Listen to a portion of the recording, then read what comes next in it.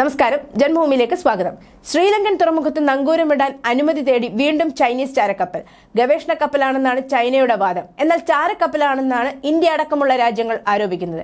ഷിയാൻ 6 നങ്കൂരമിടാൻ China അനുമതി തേടിയിട്ടുണ്ടെന്നും എന്നാൽ തീയതി നിശ്ചയിച്ചിട്ടില്ലെന്നും ശ്രീലങ്കൻ വിദേശകാര്യ വക്താവ് പ്രിയങ്ക വിക്രമസിംഗെ പറഞ്ഞു. സ്ഥിതിഗതികൾ ഇന്ത്യ സസൂക്ഷ്മം വീക്ഷിക്കുന്നുണ്ട്. സമുദ്രശാസ്ത്രം, മറൈൻ ജിയോളജി, മറൈൻ ഇക്കോളജി എന്നീ മേഖലകളിൽ ഗവേഷണം നടത്തുന്ന 60 പേർ അടങ്ങുന്ന ശാസ്ത്രീയ ഗവേഷണ കപ്പൽ എന്നാണ് ചൈനീസ് അധികൃതർ ഷിയാൻ 6 വിശേഷിപ്പിക്കുന്നത്. കഴിഞ്ഞ വർഷം യുവാൻ വാങ് 5 എന്ന ചൈനീസ് ഗവേഷണ കപ്പൽ ഹംബൻ തോട്ടയിൽ നങ്കൂരമിട്ടതിൽ ഇന്ത്യ ആശങ്ക പ്രകടിപ്പിച്ചിരുന്നു. ശ്രീലങ്കയിലെ ഹംബൻ തോട്ട തുറമുഖം ചൈന 2017 മുതൽ $1.12 ബില്യൺ 99 വർഷത്തെ പാട്ടത്തിനെത്തിയിരിക്കുകയാണ്. News desk, Janmabhumi.